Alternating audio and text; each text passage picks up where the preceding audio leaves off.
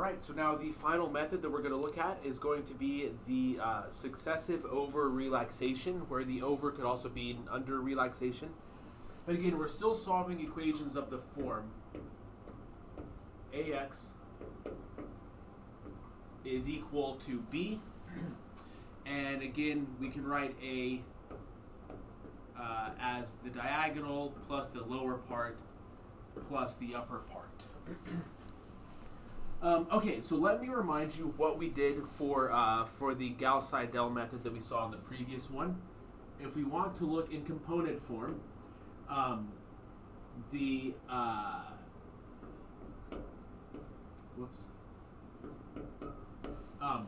ith component of the k plus 1th update, the k plus 1 iterate, is going to be equal to 1 divided by aii times the ith component of the b vector minus the sum j equals 1 to I minus 1 a I j,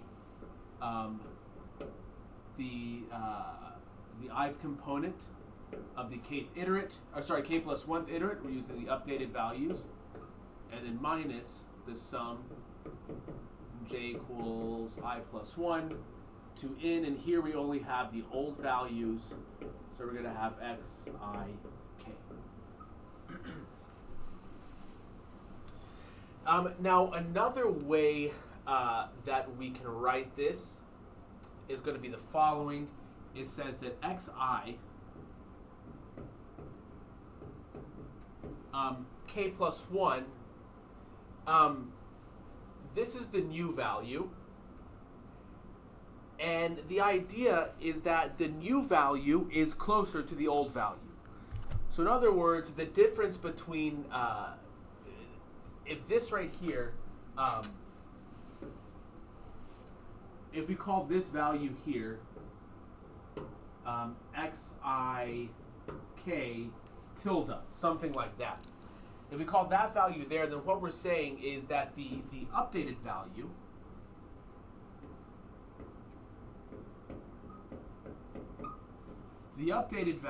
is going to be the old value xik plus the difference between this value and the old value. Okay, plus xi minus. Okay, I mean, clearly you can see that if you just do the math here, that and that cancel, and so that is equal to xi tilde k, which is exactly what xi k plus 1 is. So in this formula right here, I'm defining xi tilde k to be this, okay? And clearly this and that cancel, and we're just left with xi tilde k, which is exactly how we're defining this. Okay, but the point, here's the point. The point is that this right here, xi tilde k, is closer to a solution than xik. So when we do this like partial update, xi tilde k is closer to the solution. So this is like the step that we are taking. This is the old solution. This is like the step. That's like the step that we're taking. Okay, so this is my old solution, and this says update. I'm going to take a step in the right direction, which is going to be this one. I update again. I take a step in the next right direction, and so on and so forth. What over relaxation or under relaxation says is, let's say we're going in the right direction. Well, what about if instead of just taking a small step in the right direction, what if I take a big step in the right direction? Then things are going to converge faster. Okay, so what the method of over relaxation does is that it introduces a parameter called omega. And now for the new update, it's going to be the old thing, whatever the old thing was, plus omega times this right here. Okay, that's going to tell us what what the new value is, or that's going to tell us what the new updated value is. Now, another way that we can write this is the following. I have an xik there and an xik there. So I can write this as 1 minus omega xik plus omega xi tilde k. Okay, and again, this is just a more convenient form to use, but this one really illustrates what's happening. This is the thing that we get from the norm. This is the iteration, the iterate that we get from the normal Gauss-Seidel method. It says moving from this iteration to this iteration, this is going to be better. So the step that we're going to take in the normal Gauss-Seidel iteration, this is the step that we're going to take. Xi tilde is better than xi tilde k is better than xi. So we're going to move from xik to this right here. We're going to step in this direction.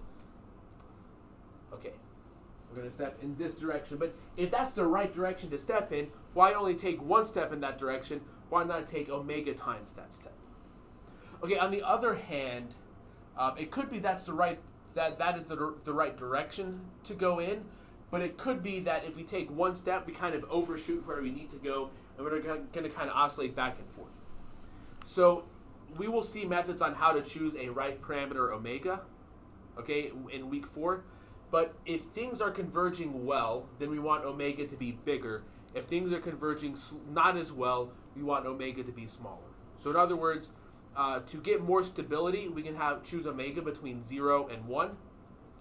If we want more quickness, if the algorithm is stable, and we want a faster algorithm, we want omega between 1 and 2. And the exact value of omega that we want, or an approximate value of omega that gives the optimal value here, is something that we're going to postpone to choosing that is something that we're going to postpone to the discussion on Thursday.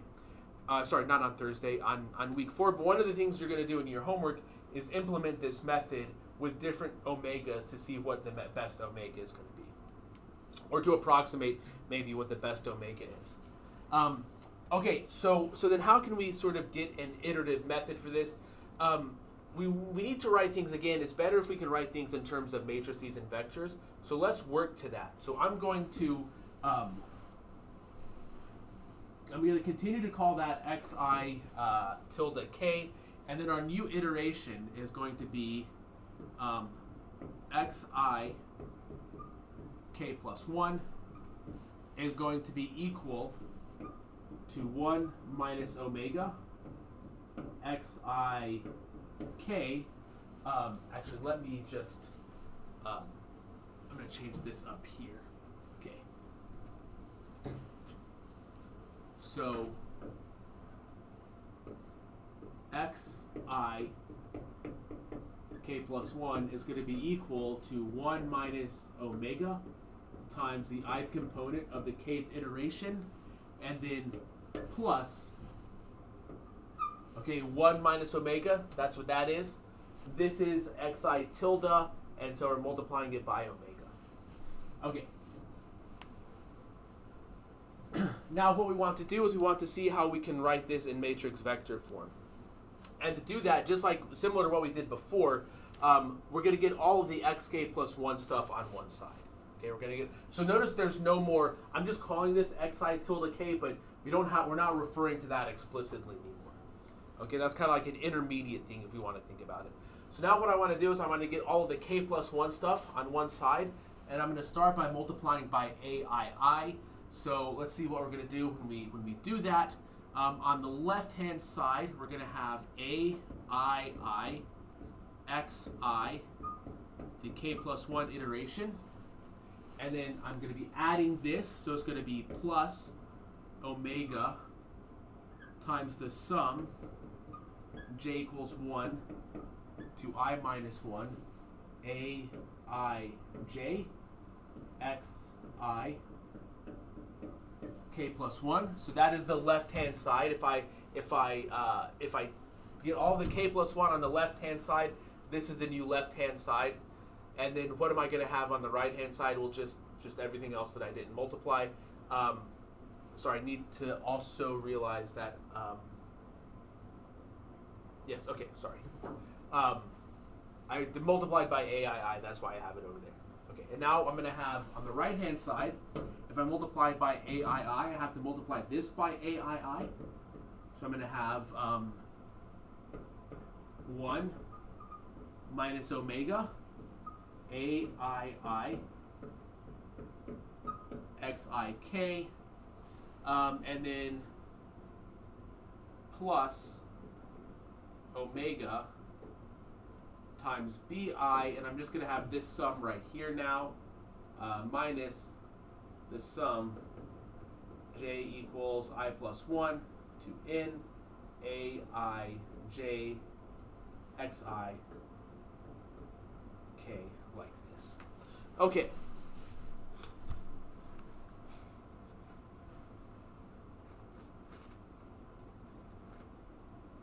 So now, what's happening on the left-hand side? Well, I'm going to keep the left-hand side like it is for now, just a little bit. But there's a way I want to make the right-hand side look a little bit different than it does now. Okay, so I'm going to keep the equal sign coming down over here. So I'm continuing the equal sign over there. I don't want to do it directly underneath it because everything is going to be too squashed together. Okay, so then on the right-hand side,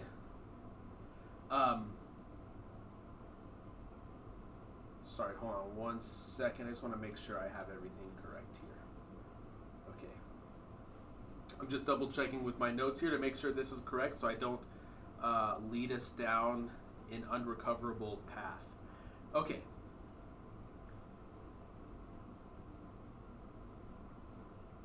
Yep. Okay, so now, okay, so we're going to have the omega BI over here. And then what are we going to have? Well, we're going to have a plus 1 minus omega AII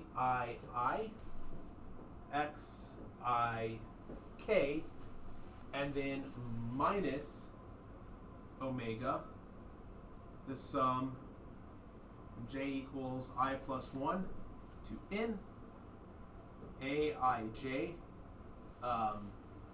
X.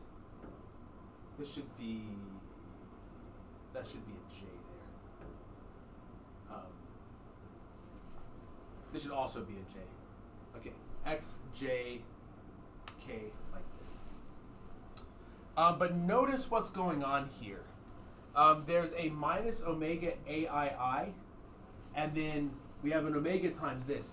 So really the minus omega part here and that can combine into one sum where we started J is equal to 1. Okay, so then this is equal to omega BI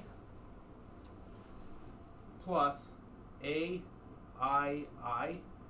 XIK, and then minus omega times the sum J equals just I to N AIJ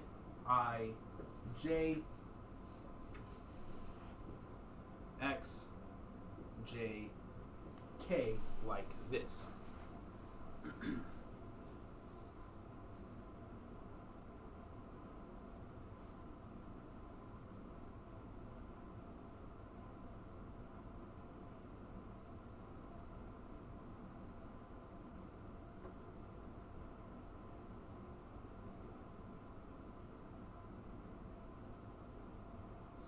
Okay, so now let's see what happens. I'm actually just going to copy and paste this formula up here.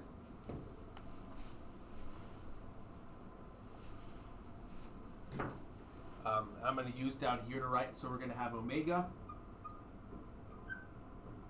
BI plus AII XIK, and then minus omega. And we're going to have this sum J equals 1 to N AIJ XJK. My I's and J's are getting mixed up. My brain has a difficult time sort of separating them out as I'm writing. Okay. So now, again, this is component-wise. But if you think about from the Gauss-Seidel method, AII times XI, that corresponds to the diagonal times the xk plus 1 vector. And then j going from 1 to I minus 1, this corresponds to omega times L times the x vector. So in matrix vector form, on the left-hand side, we're going to have D plus omega L x k plus 1. And on the right-hand side, what are we going to have? Well, this is just going to be omega times B. And then we're going to have plus, what's going to be going on over here? Well, this is going to give us D times xk like this. And then over here, what's going to happen? Well, j going from 1 to n, this is like the d plus u times xk, then with the omega. So we're going to have minus minus omega times d plus u xk like this. Okay, or if we want to rearrange the inside here of this sum a little bit, or the inside of the brackets, we can write this as omega b plus, if I want to get the d's together, I can have 1 minus omega d plus u, and then also by the distributive property, I can move the xk on the outside. And these are all vectors here. Okay. Sorry about that. That was probably an unpleasant sound. My little microphone fell. Okay, so then what this gives us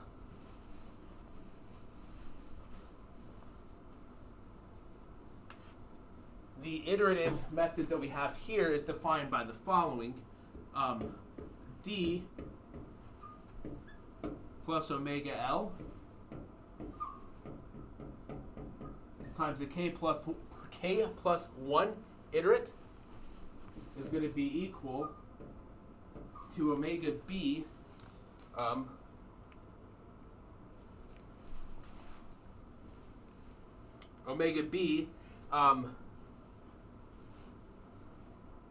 sorry, this is minus omega u, so that should be a minus sign there. Okay. All right, omega b minus omega minus 1 d wait okay, so sorry, I have a minus sign there and a plus sign there, so I'm going to flip the inequalities here. Sorry, or not the inequalities, but the ordering of the terms. Omega minus 1 d plus omega u times xk. Okay, sorry, the minuses got a little tricky there for me.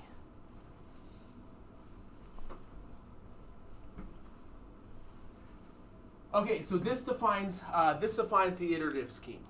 Okay, now the question is, assuming that xk converges, what does it converge to? So assuming that this xk sequence converges, what does it converge to? Well, like we did for the Jacobian video, let's imagine that it converges to xk. And again, we're going to see in week 4 all of the different circumstances that will imply that this iterative method converges. Okay, and in this case, it'll help us figure out what the optimal value of omega is.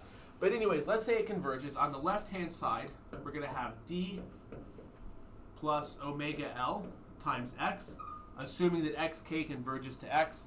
And then if we take a limit on the right-hand side, we're going to have omega b minus omega minus 1 d plus omega u times x. Okay, so notice what's going to happen here. Notice on the left-hand side, I have a d times x. And notice what I have on the right-hand side. I have a minus d times x. So I have a d times x on the left-hand side and a d times x on the right-hand side. And I think it's probably going to be a little bit better if I just go on ahead and write dx plus omega Lx on the left-hand side. And on the right-hand side, we're going to have omega b minus omega dx plus dx minus omega ux. All these x's should have vectors. Okay, so now what's going to happen? The dx's are going to cancel like that. And now notice what I can do. I have omega Lx here, so omega Lx on the left-hand side. I can add an omega dx, so plus omega dx, and I can add an omega ux. And it's going to be equal to omega b. Now the left-hand side, L plus D plus U, that's just A. So this is omega times AX is equal to omega B. Well, if we choose omega not equal to 0, which we will, then this says that AX is equal to B.